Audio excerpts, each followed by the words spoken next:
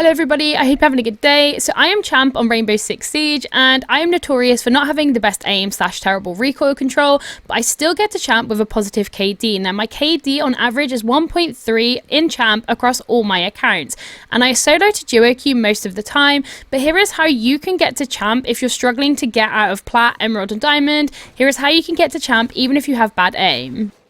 The best way you will get to a high rank in this game when you don't have the best aim is learning the maps. And by that, I do not mean callouts. What I mean is learning where attackers and defenders will likely play. If you don't have the best aim, you always want to push the opposite way of where it's going to be highly contested. And instead, you want to try and pick off the roamers or single players, but also learn where people are likely to push later on in the round. So I knew that this door, when attacking the site I was attacking, is a likely place that they will probably run out. So I shoot it a couple of times, so all they have to do is hit it once and the door will break. They won't see my claymore, so as soon as they break that door, they will be eliminated by my claymore. I'll save my teammate and they'll be a man down. On every single map in the game, there will be certain places where defenders will run out. I never recommend spawning near there, but I do recommend trying to protect your team and yourself from them and future-proofing your round ahead. I know I do not have good aim, so I will never entry frag, and if you don't have good aim, you also should not try to entry frag. It's fine playing entry fraggers like Ash, just don't play her as an entry frag because she can actually also be a fantastic support operator. So your operator choice is key for trying to get to your desired rank. If you are not good with aim and you're not very good at game sense at the beginning, you need to not play people like Thermite because you will put your team at a disadvantage. However, Ace, he's okay. So there you go. That Claymore's just been set off because they tried to run out of my teammates and they got eliminated by that Claymore. Now, I'm not saying that you shouldn't work on your aim because the better you can aim, the easier you'll find it to get to higher ranks if you also have the game sense. But I am living proof that you can be not the best with aim, but have great game sense and still get to champ solo to duo queue. I'm going to go over a couple of different map scenarios when attacking on how I recommend that you attack to get to champ. If you're solo or duo queue, 5 stack, wherever you're stacked, this is how I recommend doing it if you don't have the best aim. Whenever people ask me, oh, how do I get to champ? This is what I will always encourage them to do. If you're ever in a situation where you do need to take a gunfight, pre-fire as much as you can, but make sure you still have bullets left in the mag, because if not, you will lose. So sometimes you'll be forced to take gunfights, so make sure you are prepared for it by learning to pre-fire. You don't want to pre-fire too soon, but you also don't want to pre-fire too late, because then it's not a pre-fire at all. Now here is an example of when I am playing Ash, but I'm going to play Ash as a support. Now I am playing on Oregon. I saved my drone here for a reason, as I am pushing from the very bottom floor to attack top floor, because I don't want to get into gunfights very early, because I will probably get taken off the board very early. So I have learned where is the least likely place for a defender to be, and it is bottom floor. I will still drone it because sometimes you will have people sit in this corner here expecting somebody to do this. So because I play that way, I will then make sure I drone it. So always make sure you drone, even if it's a place that isn't very contested, but here it's clear, so I have pushed in.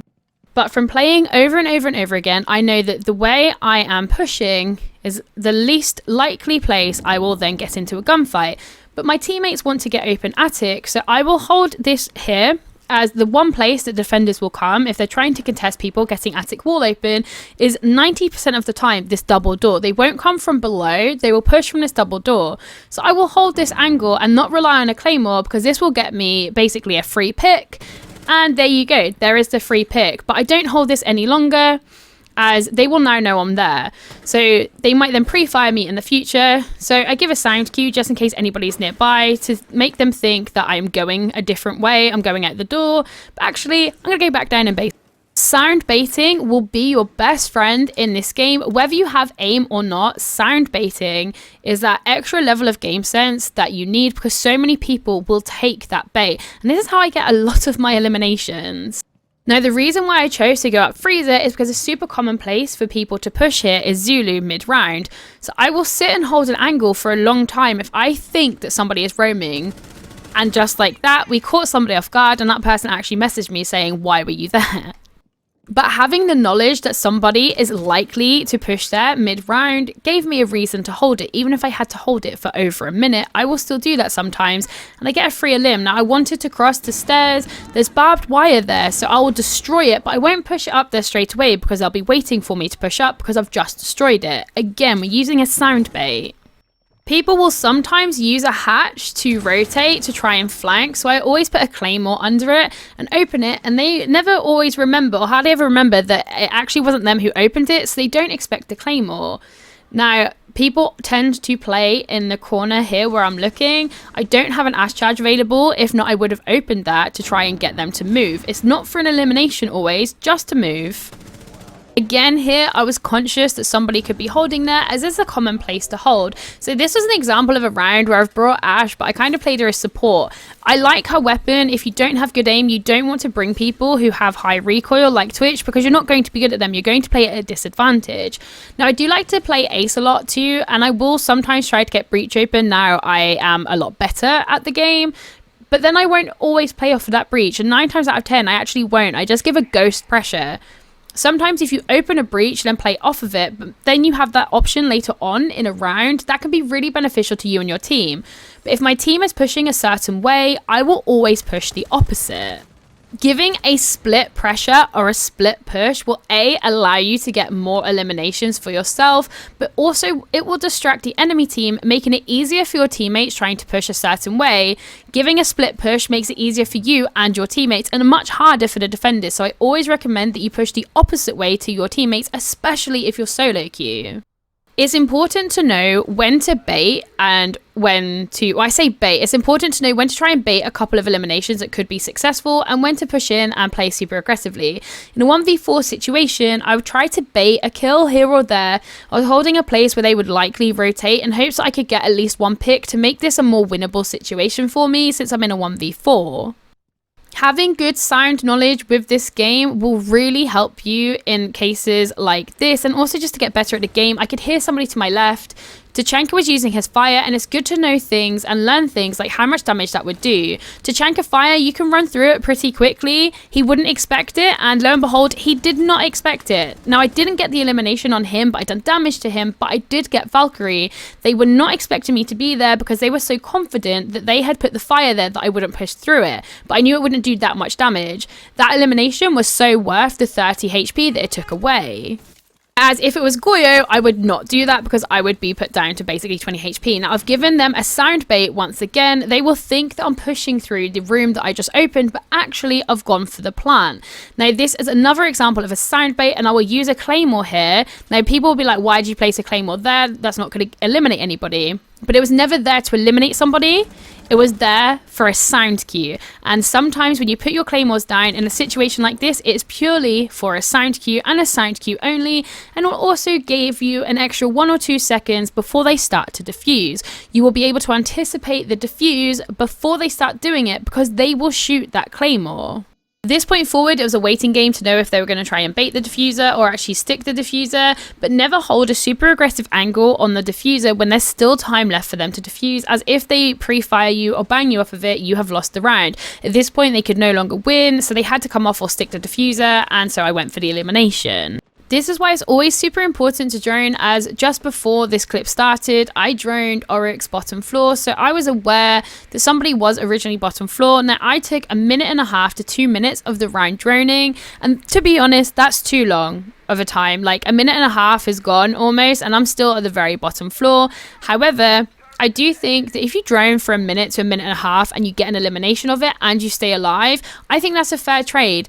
Instead of running in, not droning at all, and then being eliminated in the first minute, being alive but taking extra time and getting a trade of time for an elimination, in my opinion, that's worth it. But you do have to have a plan ready for once you've got that elimination on how you're going to adapt to that round, and Siege is all about adaptability.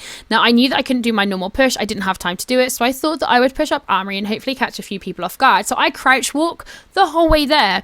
And I recommend this to people. If you do not have good aim, crouch walk, because it is silent if you are playing a 3-speed. And for the most part, I don't recommend people with bad aim ever playing somebody who's a 1-speed. I always recommend 2 and 3 speeds. I have crouched the whole way up here. They have no idea I'm here. And like this, I get the element of surprise because they have no idea that I'm there and their guard is down. They also pre-fired head height, but I was crouched. So from here, I'm confident that I can probably get somebody else to swing by giving a soundbite, and that's exactly what happens, which now puts us in a much better situation. Now, my sound knowledge is what got me this next elimination, and you won't hear it properly in this video, but they are then pre-aiming at this rotate, not realizing that I'd already taken trophy. Because I was in an unexpected place, he then missed his shots, and that worked in my favor. Now, in this last situation, I do have to take the gunfight, and this is where it's kind of 50-50. People will expect you to swing one way, then swing another way, and then swing back the other way. However, I fully commit to that single way, and that's what won me that gunfight. Now, in the first clip, I spoke about preparing for the middle and end of the round at the beginning of the round. So I've spawned somewhere, I've checked for the spawn peak. Again, map knowledge is key. And I've put a claymore here. And I'm going to put a claymore at the window at the top here. Because my team will push for breach, my team will push for the door. But I, myself, I'm actually going to play off of the rappel and try and help my team by putting on some ghost pressure / legitimate pressure from being on the rappel. If you know where the team will rotate, you can cut off their rotates quite easily. And that's exactly how I play. I play this game to cut off rotates and to catch them off guard because I can't aim. So to compensate for it, my knowledge is everything. I know people will sometimes come in there. They'll put frost mats there. So I check to see if there's a frost mat. There's not. This is top metal where we're looking at where people might push for out the round. And I kind of just stay on this rappel because my goal here is to actually plant at this window because I have prepared to execute this, where once that plant is down, we pretty much win the round because I've got a claymore at either window. I know that they can run out of 4 places. They can run out of the main door, they can run out of this window, or they can jump out of the either windows either side of me. Now, I completely missed my shots on that person, but they fully know I'm there. So they might now play a bit more passive, which will allow my team to push more aggressively because I'm playing so passively. I don't want to expose my head too much because they will be able to completely get me off of this angle very quickly if I expose myself too much because, again, I don't have the aim to back myself up. Now, I give callouts constantly to my teammates, whether I'm solo, duo, or in a stack, and I do recommend learning the callouts, but you don't necessarily have to have the callouts to get to champ, but it will definitely help you. So the whole way through this round, I am communicating with my team, but unfortunately you can't hear that side of it because of how I record. But I am just waiting patiently and listening to the callouts of my team to know where people are. I give it a drone. I know someone's half wall. So I'm calling that there's someone half wall and hope that I can give this pressure so they don't stay there and my teammate can take it. In this situation, I was hoping that Sledge would use nades to be able to clear half wall. And Sledge did get an elimination with his nade in the end and cleared half wall, but unfortunately he got traded. But with half wall clear, I can now execute this plan. I've put my Osa shield down. I've got the call that they're all very far away. I wasn't sure about my Osa shield before I planted. I moved it slightly and then turned around to plant so it didn't pick up my shields. At this point, I knew my teammate had me covered because they'd eliminate my teammate first. And if they do get eliminated, that's okay. I'm out of the building now. And that's exactly what happened. They got my teammate, but I am ready for this scenario. They have to now push past my shield and they also have to get out of my claymores. Now, I thought somebody would likely push front door and they did. Yes, I had whiff of the sentry. Then there was the window preparation and now the last person was trying to defuse. And because we prepared for that round at the beginning, in the first 20 seconds, that's why we managed to execute it the way we did. I always recommend preparing for a round right at the beginning because that will always help you. If you do not have good aim and you're not entirely sure where people push from, or how to roam on defense to get to champ, bring trap operators. Kapkan, Legion, Frost, any of them, bring trap operators and experiment by placing your traps on entry points. Now, as you can see, I just put 2 Kapkan traps down and I broke that door twice because now that door's open, they will expect that to have been a spawn peak. They won't drone those Kapkan traps and they will jump through the door and be eliminated to the Kapkan traps because they won't expect them because they thought that it was a failed spawn peak. I think 50% of my Kapkan trap eliminations are literally from that strat alone. Now, I do not play near site or on site. If you cannot aim, do not play site. Do not anchor. you are no good anchoring if you can't aim, because anchoring is the one time that you need to have good aim. You'll be in the most gunfights, you need to defend sight. So if you can't aim, why be there? Roam instead. And just like that, those 2 Kapkan traps have gone off. Now, this is either a 2-speed or a 1-speed, so they could still have a gun up, but when I see the blood, I know that it is definitely a 2-speed, and I could capitalize here. There's another Kapkan elimination, as they've just tried to res them by coming back through. So right now, we've got somebody off the board, and we have somebody injured. Now, I was baiting the elimination, but then when I started getting tracked by Deimos, I thought I'll finish it, and I will go on the run. Now, I knew my teammate was above, so I was trying to bait Deimos into my teammate, and that's exactly what happened, and they got that elimination. Being able to play off your team, that's going to help you get to champion. Whether you can aim or not, you can always play off your team. Constantly be aware of your surroundings. I recommend playing with outlines on personally, because it will help you play off your team better.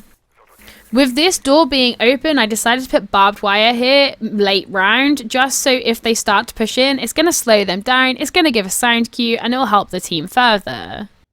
At this point, I knew diffuser was near, so I just sat and waited patiently, and that's 1 elimination, and then we just sit and wait patiently for the last one. With where my teammate just got eliminated from, it means that Ace has to be in the lobby. So again, I'll just hold an angle, I'll have the sound cue, and I'll wait patiently. Too often, people will swing and get eliminated. And if you can't aim very well, you definitely don't want to be doing that anyway. But you don't have to give the gunfight. Only when it's essential to give the gunfight should you give the gunfight. At this point, he's pre-fired. I knew that he'd be reloading, and it's safe for me to swing and get that final elimination.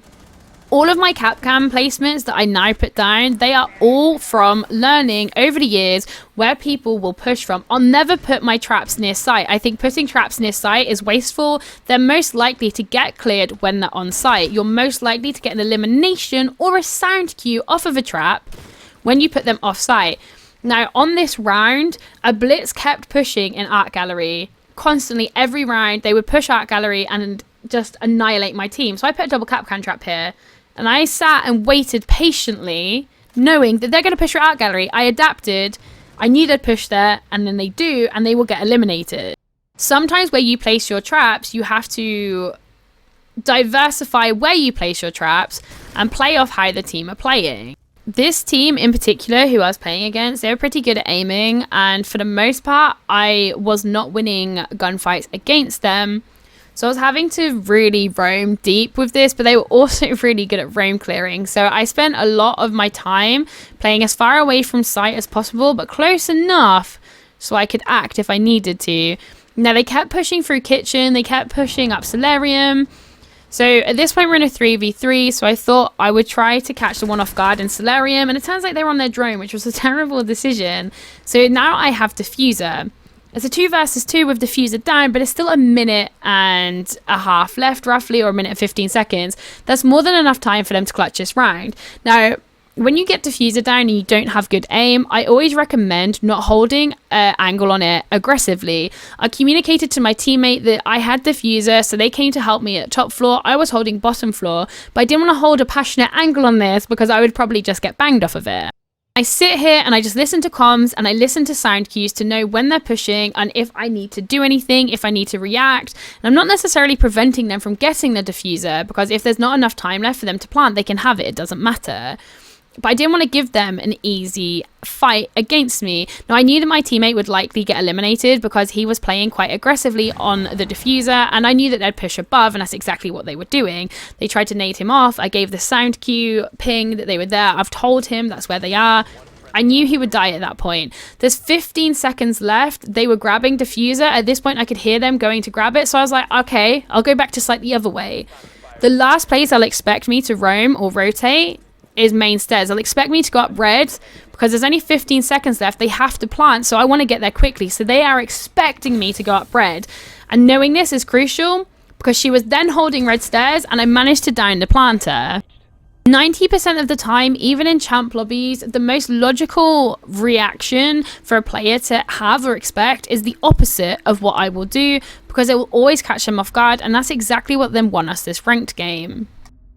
When you are roaming, always think, what will they expect me to do? Then do the opposite. And that's exactly what I do with every single defensive round I play. I play off-site, unless I'm bandit tricking, which is very rarely. I will play off-site, traps at entry points. I will be in the least expected place, the place where they are least likely to drone as well, because it's such a random place for me to be.